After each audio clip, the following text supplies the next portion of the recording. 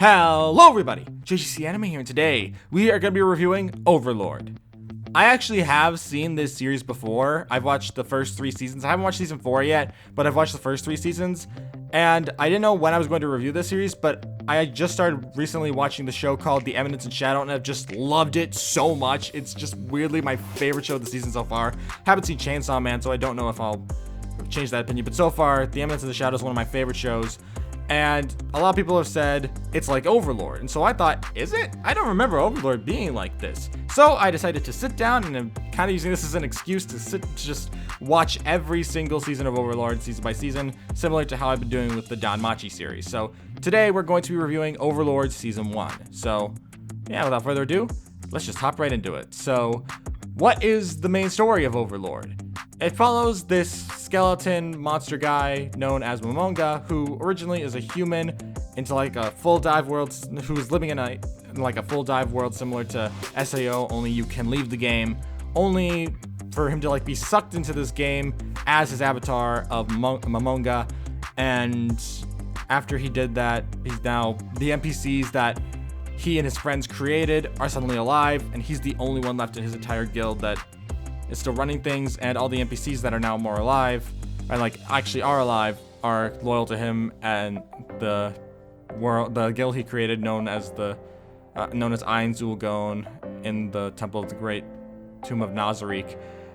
Now that he's in this world, he's trying to figure out how to spread the name of Ein Zulgon and learn about this new world he's stuck in as this skeleton form instead of his human self from before he was sent to this world.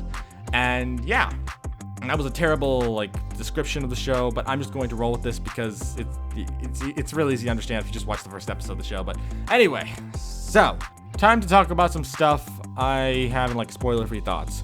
In spoiler-free thoughts, this season wasn't as good as I remember it being, but it wasn't terrible in some regards either.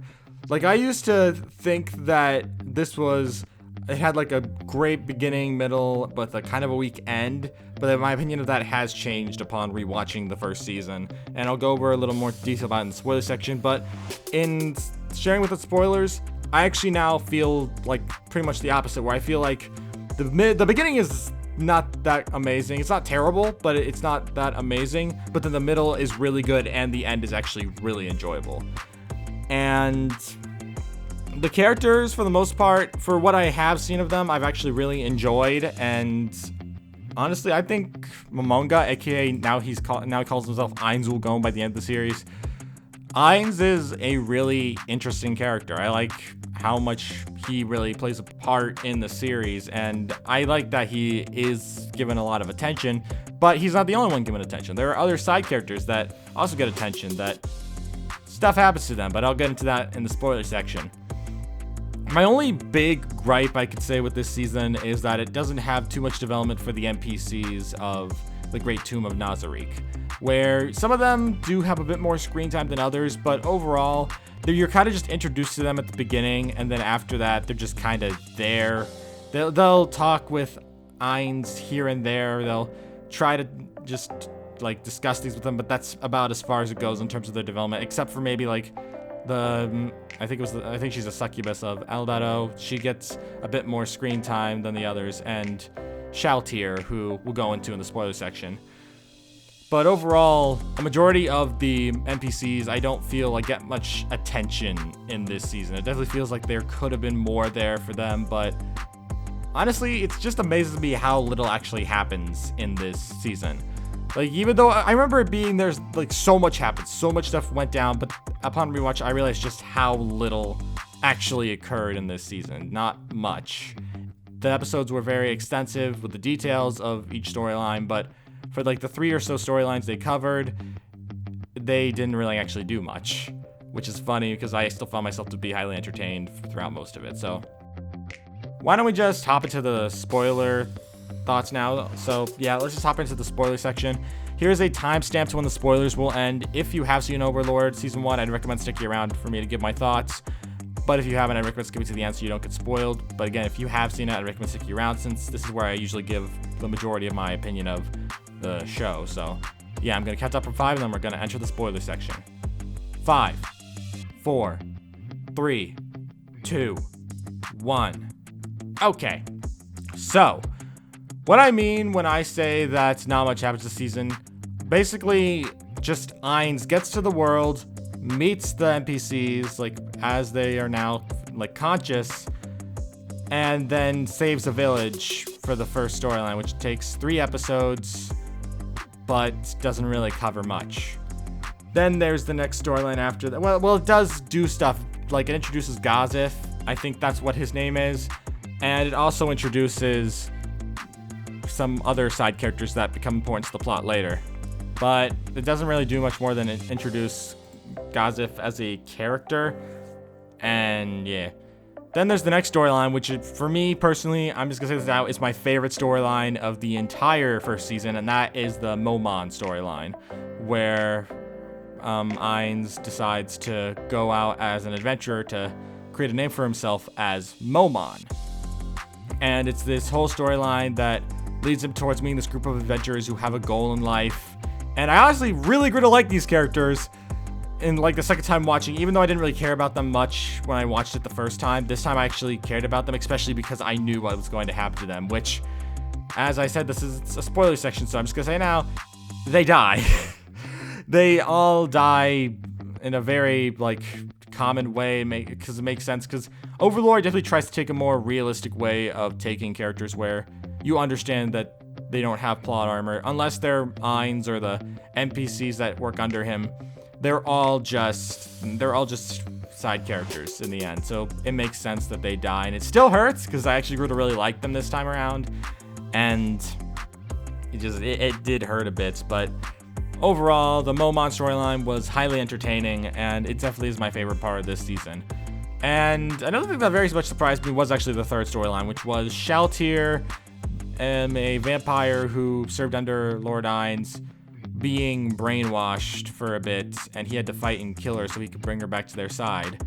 The first time I watched this series, I remember not even remembering who Shaltir was, because as I mentioned, most of the NPCs in this don't get much like attention to detail and development. So when I first watched this and I could not remember names, I just kind of rolled with the story. I didn't know who Shaltir was. I was just so lost. Then I saw her, I was like, oh, that person. Anyway, like, I just did not really care because I didn't know who she was. But now that I've actually watched the series before and now have a better understanding of who she is as a character, I actually found myself enjoying the whole brainwashing situation storyline a lot more, since I actually had a better understanding of these characters. And that's one of Overlord's biggest flaws with its first season. It doesn't dive into too much depth with the NPCs. They just follow Ainz's orders, and that's basically what the majority they do. The only one who really got to show off their character was Albedo, who really, like, hardcore shows off her crush on Ainz, and it's very funny. Shaltir kind of has, like, a crush on Ainz as well, but it's definitely more made into a joke about her chest size being small and all that, but whatever. Moving past that for now. Honestly, Albedo just felt like the most, like, screen time filled character. Like, she had the most attention as a side character of the NPCs, especially since she had, like, a discussion with Ainz near the end of the series where she talks to him about how she doesn't want him to leave. She wants him to stay with them forever because she's worried about him leaving like the rest of the, as they call them, the supreme beings, aka the players. And just feels like out of everyone, she had the most fleshed out personality of the group. Everyone else was just kind of like, we serve Lord Ainz because we were programmed to. And I feel like there could have been so much more explored with them, which I'm pretty sure. It's been a long time since I watched this series, but if I remember correctly, the other characters do get a bit more attention to them in later seasons. I know that Sebis, Ainz's personal butler, ends up having a storyline to him in season 2 that I remember really enjoying. So we'll find that out when I do a season 2 review. And overall, again, I wish the NPCs got a bit more fleshed out this season, but it's okay because Ainz was still very entertaining. What's strange to me is actually in the first storyline. Like, I remember when I watched the first storyline for the first time, I loved seeing how OP Ainz was and how he instantly took out what was considered rare, powerful spells with ease and taking out monsters and stuff with almost no effort whatsoever. AKA, well, I say monsters, but it's the humans. And it's just the first time I remember feeling like this was so epic and cool and awesome, and now I just think, okay, cool, go Ainz, woo! It just didn't hit the same for me. I don't know. It just didn't hit the same. Still though, the second storyline with Momon and the third storyline with Sheltier and the brainwashing were highly entertaining. Really had a good time with them. And it definitely made me feel a lot better watching this season. And honestly, I'm personally really excited to check out the later seasons. Yeah. Although, if I'm being honest though, I still don't see what people see when they're comparing this to The Eminence in Shadow. The Eminence in Shadow is very much a comedy with a very overpowered protagonist that kind of just does what he wants, and I don't want to go into the details about the story since this isn't The Eminence in Shadow review, but I don't see how these two shows are like similar in any way. Maybe I'll find out in later seasons, but in this season I don't really see it. I see the people worshiping the same type of people, like Shadow in The Eminence in Shadow. He's praised by his subordinates, but that's not really the same as that. Like, they misunderstand him, sure. Like, I get the whole thing that they misunderstand what their ruler means, but in terms of personality, Shadow and Ainz could not be like different. Like, they're so different from each other that I guess I just don't see it. But who knows? Maybe I'll see it in the future. Who's to say? But anyway, I guess that's all I have to really say. So we're at the conclusion of this video, and what are my final thoughts? It was decently fun. I found it to be an entertaining rewatch. Wasn't the best thing ever, no, but as this is a rewatch of the series, I do have a sense of familiarity with it. Thus, I found myself still enjoying a majority of it. Not all of it, but I still had a pretty good time. And that's why I'm giving Overlord Season 1 a 7 out of 10.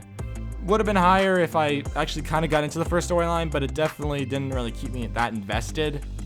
So that's just what I'm going to say.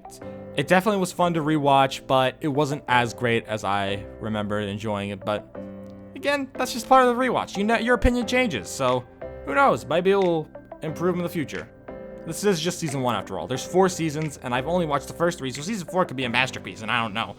But yeah, anyway, that's all I have to say. Thank you all for watching. If you're new to the JGC Anime channel, don't forget to subscribe. I always welcome new anime fans to the channel. And I will see you all around. Peace!